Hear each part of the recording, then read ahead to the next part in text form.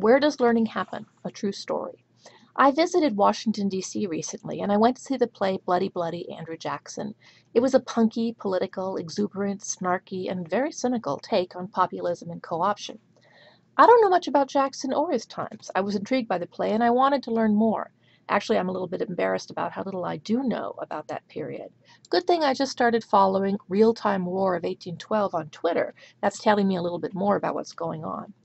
My friend Jen, who we saw the play with, was also very interested in learning more about Andrew Jackson and his times. We've both been presented with something that we want to know more about. To know more means we have to learn something new and relevant to our information need. This is a prompt, and in this case, we are self-actualized independent learners. So how do we respond? Where does our learning happen? The modern webified world gives us plenty of options. Jen takes a commuter option. On her train ride to work the next few days, she reads up on Jackson on the web. Well, not this Jackson, actually, not the fantasy Jackson, but the real thing, starting off with Wikipedia and looking at some other sites. She's looking for information that's easy to access and relatively easy to digest. She's not in a true research situation. She's just looking for context. Now, I decided to take a more interactive and collaborative MOOC approach since I'm taking this class right now.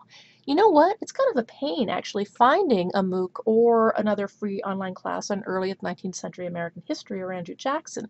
We actually need an index site to help people find things based on topic or institution, etc. But anyway, I was able to find this Coursera site, and Coursera has its issues, but well, the thing is that the history of the world since 1300 is pretty broad. I need something a little bit more narrow than that. So I found this site through MIT OpenCourseWare, and this is not a MOOC, so I'm missing out on what a MOOC brings. It's a more traditional online free course, and it's so odd to be saying those words, isn't it?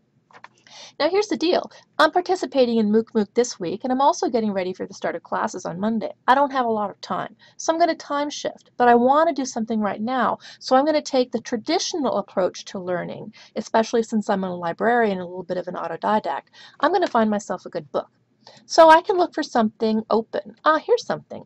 Now I could have found this on, or some other free resource on Project Gutenberg, but I'm looking for convenience, remember, and I have a Kindle. I can read this on the bus, so I'm a bit of a commuter learner as well, and at night before I go to bed.